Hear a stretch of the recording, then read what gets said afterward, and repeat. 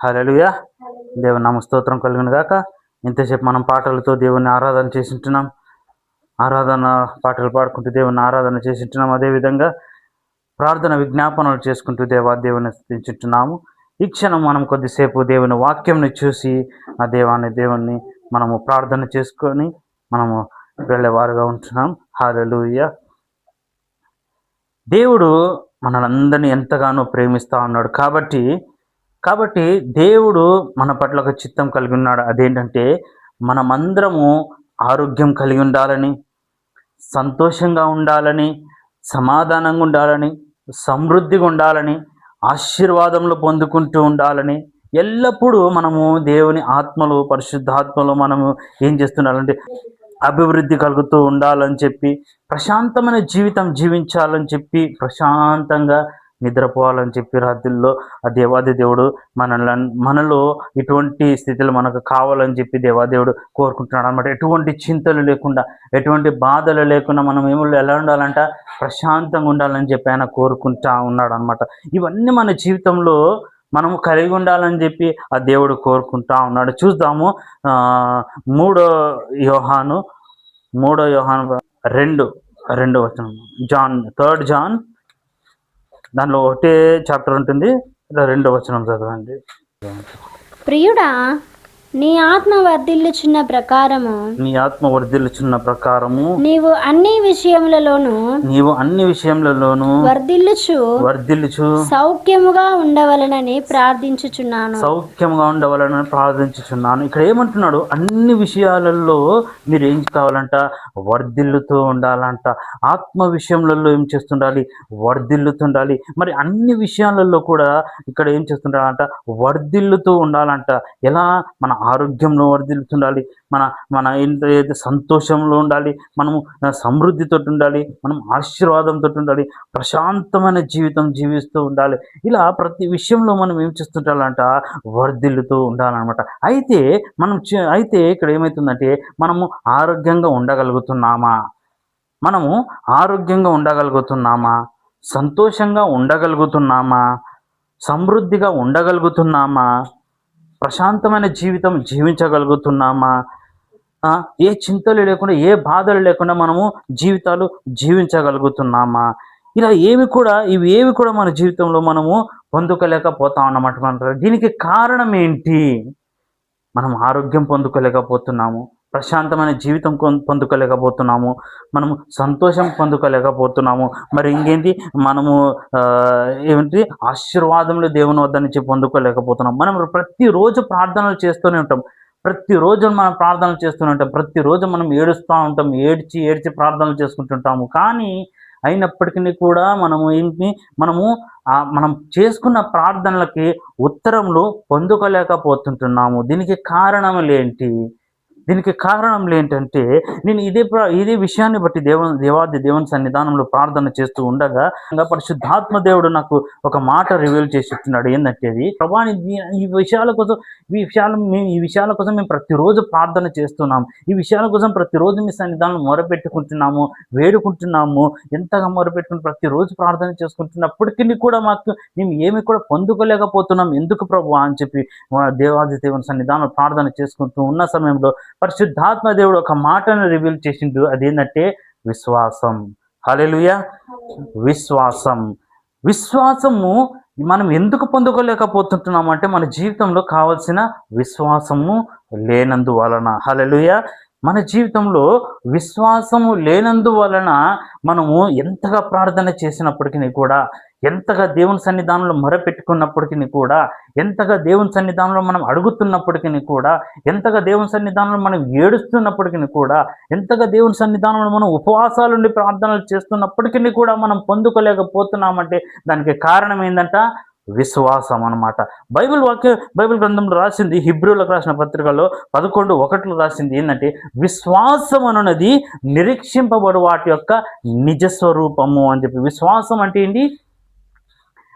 హెబ్రీయులకు 11:1 విశ్వాసం అన్నది నిరీక్షింపబడు వాటి యొక్క నిజస్వరూపము, అదృశ్యమైనవి ఉన్నవి అనుటకు రుజువు అని చెప్పి అక్కడ వాక్యంలో రాసింది అనమాట. కాబట్టి ఇప్పుడు మనం ప్రార్థన చేస్తున్నామంటే అవి దేవుని సన్నిధానంలో మనం అడుగుతున్నామంటే అవి మనం కలుగుతాయి, మనకు కలుగుతాయన్న విశ్వాసం మనకు ఉండాలి. మనకు విశ్వాసం ఉండాలన్నమాట. విశ్వాసం అంటే ఏంటి? అది నిరీక్షింపబడు వాటి యొక్క నిజ స్వరూపము. నిరీక్షింపబడు అంటే ఇప్పుడు మనం ప్రార్థన చేస్తున్నాం, ఒక ప్రార్థన చేస్తున్నాం అంటే ఆ ప్రార్థనకు ఉత్తరంని మనం ఏం చేస్తుంటామాడ? నిరీక్షిస్తూ ఉంటాం అన్నమాట. ఆ ప్రార్థనకు ఉత్తరము మనము నిరీక్షిస్తూ ఉంటాము. అది ప్రస్తుతానికి మనకు ఏమైంటున్నది? అది అదృశ్యమైంటున్నది అనమాట. అది నిజంగా జరుగుతాయి అనడానికి రుజువే ఏంటిది?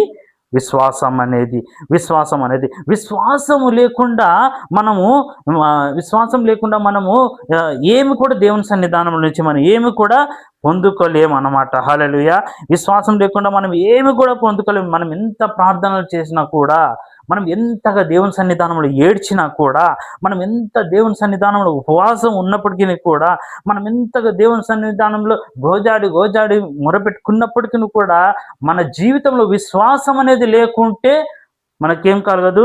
మన ప్రార్థనకు ఉత్తరం కలగదు అనమాట. ఎందుకనగా దేవుడు ఏం చూస్తుంటున్నాడంటే, దేవుడు సమస్తమును చేయగల శక్తిమంతుడు అంటున్నాడు. సమస్తమును మన కోసం చేయగల శక్తిమంతుడు అంటున్నాడు. కానీ ఆయన మనలో ఒకటి చూస్తుంటున్నాడు. అదేంటంటే విశ్వాసం అన్నమాట. మనం దేవాది దేవునికి ప్రార్థన చేస్తున్నాం, సర్వోన్నతుడైన దేవునికి ప్రార్థన చేస్తున్నాం, మహోన్నతుడైన దేవునికి ప్రార్థన చేస్తుంటున్నాము. నిన్నాడేడు నిరంతరం ఏకరీతిగా ఉండే దేవాది దేవుని ప్రార్థన చేస్తుంటున్నాము. ఎర్ర సముద్రంలో రెండు పాయలుగా చీల్చిన దేవునికి ప్రార్థన చేస్తుంటున్నాం. సకల సృష్టించిన దేవాది దేవునికి మనం ప్రార్థన చేసుకుంటున్నాము. ఆ దేవునికి మనం ప్రార్థన చేస్తున్నప్పటికీ కూడా మనకున్న ఈ చిన్న చిన్న సమస్యల గురించి మనం ప్రార్థన చేసుకుంటున్నాము. కానీ అవి దేవుడు తీర్చగలడు, అవి దేవుడు మార్చగలడు అన్న విశ్వాసము మనం పెట్టలేకపోతున్నాం. కాబట్టి దేవుని సన్నిధానంలో ఆ విశ్వాసం మనము దేవుని సన్నిధానంలో పెట్టలేకపోతున్నాం.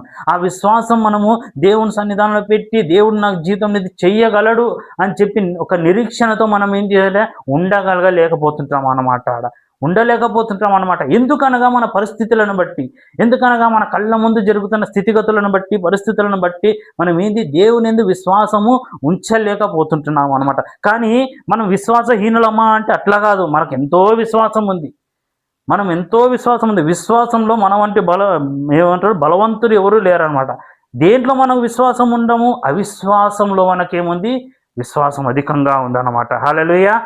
ఎక్కడ మన విశ్వాసం ఉంది? అవిశ్వాసంలో ఉందన్నమాట. ఇది మా జీవితంలో జరగదు అన్న అవిశ్వాసం ఎంతగా ఉంటుంది అంటే అంత స్ట్రాంగ్ అయిన విశ్వాసం ఉంటుంది అనమాట. అది మన జీవితంలో ఇది జరగదు. ఇప్పుడు మనం ఒకరి కోసం ప్రార్థన చేస్తున్నాం, ఒక విషయం కోసం, మన జీవితంలో ఒక విషయం కోసం ప్రార్థన చేస్తున్నాం. ఆ విషయం ఖచ్చితంగా జరుగుతుంది అన్న విశ్వాసం మనకు ఉండదు. కానీ నా బ్రతుకు ఇంతే అన్న విశ్వాసం మనకు ఉంటుంది అనమాట. నా జీవితంలో ఇంకా మేలే జరగదు, నా జీవితంలో ఇంకా మంచే జరగదు, నా బ్రతుకు ఎప్పుడు ఇంతే అన్న విశ్వాసం చాలా ఉంటుంది. కానీ దేవుడు మన జీవితాన్ని మార్చగలడు, దేవుడు మన జీవితాన్ని తీర్చిదిద్దగలడు, దేవుడు మన జీవితాన్ని ఒక రూపం మనకి ఇవ్వగలడు అన్న విశ్వాసము మనలో లేకుండా ఉంటుంది అనమాట. అందుకనే హెబ్రూ రాసిన పత్రికలో 11:6 మనం చూసినట్లయితే విశ్వాసము లేకుండా దేవునికి ఇష్టడై ఉండుట అసాధ్యము అని చెప్పి ఉంది అనమాట. హల్లెలూయా. హెబ్రూ 11:6 మనం చూసినట్లయితే విశ్వాసము లేకుండా దేవునికి ఇష్టడై ఉండుట అసాధ్యము. విశ్వాసం లేకుండా దేవునికి ఇష్టడై ఉండట అసాధ్యము. విశ్వాసం లేకుండా దేవుని వద్ద నుంచి ఏమన్నా మనం పొందుకోవటం కూడా అసాధ్యమే అనమాట. హల్లెలూయా. విశ్వాసం మనకు విశ్వాసం కావాలి, అధికమైన విశ్వాసం కావాలి. ఇప్పుడు మనం ప్రార్థన చేస్తున్నాము, వేడుకుంటున్నాము, మొరపెట్టుకుంటున్నాము అంటే మనలో ఏమొక నిరీక్షణ ఉండాలి. ఏమంటే అక్కడ 11:6 కిందికి భాగం చదివితే, దేవుని యొద్దకు వచ్చేవాడు ఆయన ఉన్నాడనియు తను వెతుకువానికి ఫలము దయచేయవాడవనని నమ్మవలెనంట. ఆయన దగ్గరకు వచ్చేవారికి ఏమండి? ఆయన దగ్గర మొరపెట్టుకునే వారి మనస్సులో మొదటిగా ఏ పాయింట్ ఉండాలి? ఆయన ఉన్నాడని తనను వెతుకు వారికి ఆయన ఫలమును దయచేవాడని నమ్మవలెను అంటున్నాడు. హల్లెలూయా. ఇప్పుడు నువ్వు దేవుని వద్దకు వచ్చింటున్నావు, దేవుడు ఉన్నాడు, దేవుని వద్ద దేవుడు ఉన్నాడు, నాకు నాకు విడుదల కలిగించగలడు, నాకు స్వస్థతను ఇవ్వగలడు, లేదా నాకు ఈ సమస్య నుంచి నాకు విడుదలను ఇవ్వగలడు, లేదా నాకు ఈ బంధకం నుంచి విడుదలను ఇవ్వగలడు అన్న ఒక చిన్న నిరీక్షణ పెట్టుకొని దేవుని సన్నిధానంకి వచ్చి నువ్వు ప్రార్థన చేస్తున్నట్లయితే అదే నిరీక్షణ ఎట్లా ఉండాలంటే దృఢంగా మారాలన్నమాట నీ జీవితంలో. ఎందుకంటే ఇక్కడ దేవుని వాక్యం చెప్తుంది, ఎవరైతే ఆయన దగ్గరకు వస్తారో మొదటిగా మీరేం చేయాలంట, దేవుడు ఉన్నాడని చెప్పి నమ్మాలంట. హల్లెలూయా. దేవుడు ఉన్నాడని చెప్పి నమ్మాలంట. ఆయన దగ్గర మొరపెట్టుకునే వారికి ఫలం ఇచ్చేవాడని చెప్పి నమ్మాలంట. హల్లెలూయా. హల్లెలూయా. ఫలం ఇచ్చేవాడని చెప్పి నమ్మాలంట. ఇలా నమ్మలేకపోతే మనకేం చేస్తావు కూడా, ప్రార్థనకి ఉత్తరము దొరకదనమాట. హల్లెలూయా. నమ్మాలి. ఫస్ట్ దేవాది దేవుని మనము నమ్మాలన్నమాట.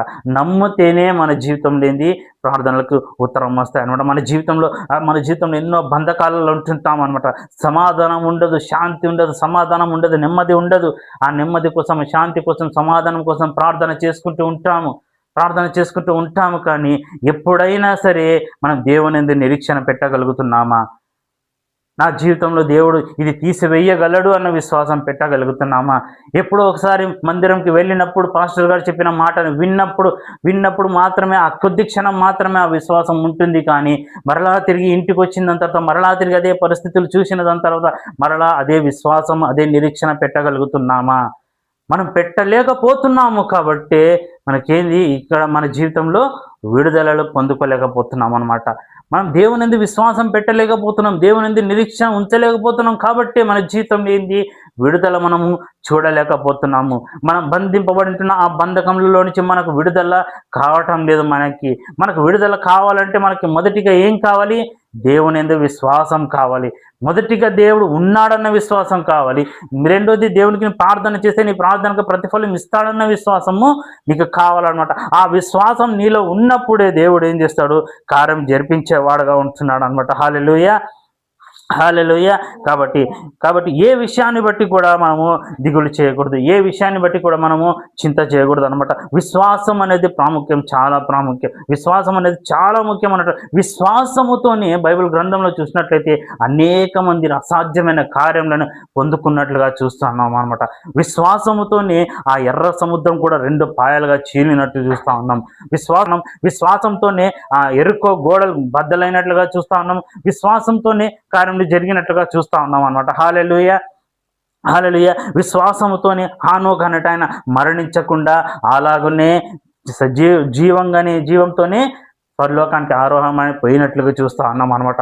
విశ్వాసంతోనే ఆ నోహా కాలంలో ఎన్నడూ జరగని వర్షము పడుతుంది అని చెప్పి దేవాది దేవుడు చెప్పినప్పుడు, ఈ భూమినంతా జలప్రలయంతో నింపుతాను, అందరినీ దాంట్లో ముంచేస్తాను అని చెప్పి నీ కొరకు మాత్రమే ఓడను కట్టుకో అని చెప్పినప్పుడు ఆయన విశ్వాసంతోనే ఆ ఓడను కట్టుకున్నాడు. ఎన్ని రోజులు ఆ ఓడను కట్టింటున్నాడు అంటే 120 సంవత్సరాల ఓడను కట్టింటున్నాడు అనమాట. ఆ ఓడను కట్టి 120 సంవత్సరాల దాని తర్వాత నోవాహు మరియు నోవా కుటుంబం ఆ ఓడలోనికి వెళ్ళింటున్నారు. దేవుడు ఎన్నుకున్న ప్రతి ఒక్క జంతువులు ఆ ఓడలోనికి వెళ్ళింటున్నాయి. దేవుడు మూత వేసేసింటున్నాడు. ఆ పెద్ద వర్షం పడి భూమి అంతా జలముగా మారింటున్నది అనమాట. హల్లెలూయా. విశ్వాసంతో అనేకమైన కార్యములు పొందుకుంటున్నాడు దేవుని సన్నిధానంలో. విశ్వాసంతో అబ్రహాము దేవుడు మాటలు విని తన ఇంటి వారిని తన దేశాన్ని వదిలేసి బయటకు వచ్చేసింటున్నాడు అనమాట. విశ్వాసంతో సమస్తం వదిలేసి బయటకు వచ్చేస్తున్నాడు. కేవలం దేవుని యందు విశ్వాసం ఉంచుకొని బయటకు వచ్చింటున్నాడు. కానీ ఎక్కడికి వెళ్తున్నాడో తెలియదు, ఏం చేయాలో తెలియదు, కానీ బయటకు వచ్చేసింటున్నాడు. ఆ దేవుని యందు విశ్వాసంతో నడుచుకుంటూ వెళ్ళింటున్నాడు అనమాట. దేవుడు వాగ్దానం చేసింటున్నాడు ఏంటంటే, నేను గొప్ప జనమునకు తండ్రిగా నేను చేస్తాను అని చెప్పి. ఆ గొప్ప వాగ్దానం ఆయన నమ్మింటున్నాడు. కాబట్టి ఇప్పుడు ఆ వాగ్దానం నెరవేరుతా ఉంది. ఎలా అంటే, ఎవరైతే యేసుక్రీస్తును నమ్ముతున్నారో, ఎవరైతే యేసుక్రీస్తు ప్రభు యందు నమ్మకం ఉంచుతారో, ఎవరైతే ఆయన రక్తం కిందికి వచ్చి ఆయన రక్తంతో పాపం కడుక్కుంటారో, ఎవరైతే నీతిమంతులుగా ఉన్నారో, ప్రతి ఒక్కరు ఎవరైతే ఏమంటున్నారు, అబ్రహాం యొక్క సంతానంగా మారింటున్నారు అనమాట. హల్లెలూయా. హల్లెలూయా. ప్రతి ఒక్కరు అబ్రహాం యొక్క సంతానంగా మారింటున్నారు అనమాట. ఈ విధంగా మనం దేవుని యందు మనం విశ్వాసం ఉంచగలిగితే మన ప్రార్థనలు ఆలకింపబడతాయి. దేవుని యందు మనం విశ్వాసం ఉంచాలన్నమాట. ఫస్ట్గా మనం ప్రార్థన చేసిన వెంటనే మనకు ఉత్తరం రాదు. మనం చేసిన ప్రార్థనకి ఆపోజిట్గానే జరుగుతుంటాయి కొన్ని సమస్యలు. మనం చేసిన ప్రార్థనలకు ఆపోజిట్గా జరుగుతూ ఉంటాయి. కానీ నీలో నీ మనసులో ఏముండాలంటే, నేను ఈ ప్రార్థన చేసినాను, నా ప్రార్థన దేవుడు విన్నాడు, కాబట్టి నాకు ఖచ్చితంగా ఉత్తరం ఇస్తాడు అన్న విశ్వాసం మనలో కావాలన్నమాట. అది ఆ విశ్వాసం మనలో కావాలన్నమాట. ఎందుకంటే ఆ ఉత్తరం ఇచ్చేది ఎవరు? దేవాది దేవుడు. ఆ దేవునికి అసాధ్యమైనది ఏదీ లేదు. నీకు ఉత్తరం ఇస్తాడు. నిన్ను విడిపించే దేవుడు ఆయననే, నిన్ను రక్షించే దేవుడు ఆయననే, నీకు సమస్తాన్ని బాగు చేసే దేవుడు ఆయననే. కానీ నీవు అనుకున్నట్లుగా కాదు, కానీ నువ్వు అనుకున్న దానికంటే హెచ్చైన రీతిగా నిన్ను విడిపించే దేవుడుగా అంటున్నాడు అనమాట. హల్లెలూయా, హల్లెలూయా. మన తలంపుల వంటివి కాదు, కానీ మన ఆలోచనల వంటివి కాదు, కానీ అంతకంటే ఊహించలేని పరిస్థితులు, అంతకంటే గొప్పగా దేవుడు ఏం చేస్తుంటాడు, మన జీవితంలో కార్యములు చేసేవాడుగా ఉంటాడు అనమాట. మనం ఆలోచించేది ఈ భూ సంబంధమైన వాటికే మనం ఆలోచిస్తూ ఉంటాం, కానీ దేవాది దేవుని ఆలోచనలు ఎంతటి ఆకాశం అంత ఎత్తైన ఆలోచనలు అనమాట మన పట్ల. హల్లెలూయా. కాబట్టి ఈ వాక్యంను మన మనసులో ఉంచుకుందాం. ఈ వాక్యంను మన ఆలోచనలో ఉంచుకుందాము. మనం చేసే ప్రతి ప్రార్థనలో, మనం చేసే ప్రతి విజ్ఞాపనలో దేవుని కోసం దేవుని కోసం ఎదురు చూస్తూ, దేవుని కోసం నిరీక్షణ కలిగి ఉండి, ఆయన నుంచి ఉత్తరం పొందుకోవడానికి కోసం అని చెప్పి మనం ఒక నిరీక్షణ కలిగి ఉందాము, విశ్వాసం కలిగి ఉందాము. తద్వారా మనకేం కలుగుతుందంటే, మనకు ప్రతిఫలం ఇచ్చే దేవాది దేవుడు అంటున్నాడు అనమాట. హల్లెలూయా.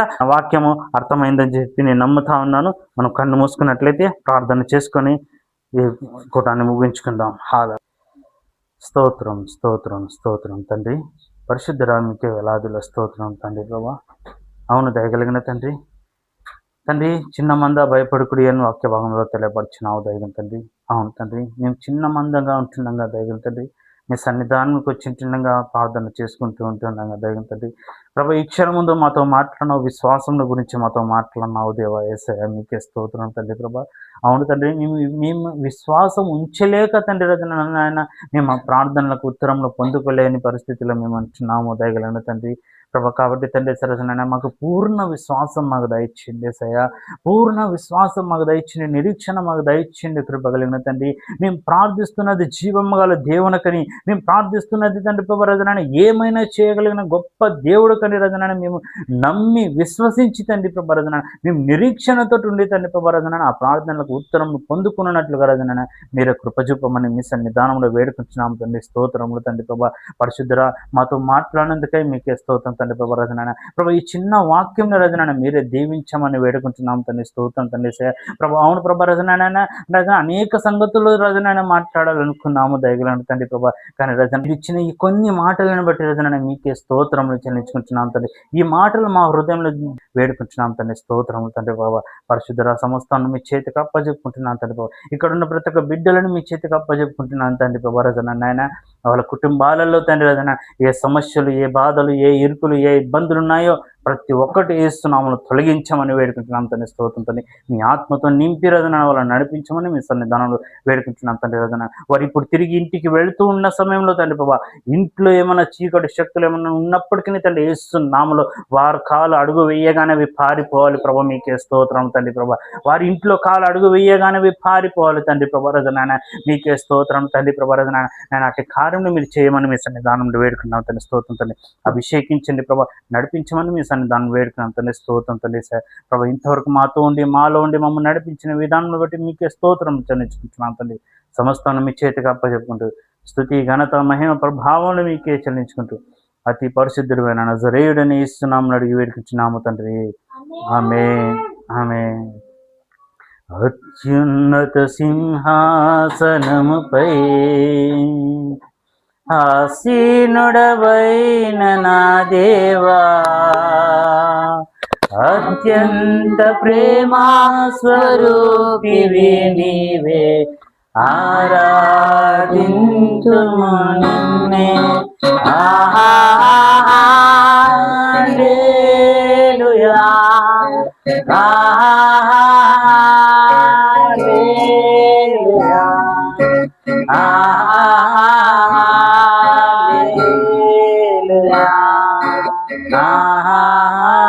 ఆమేన్.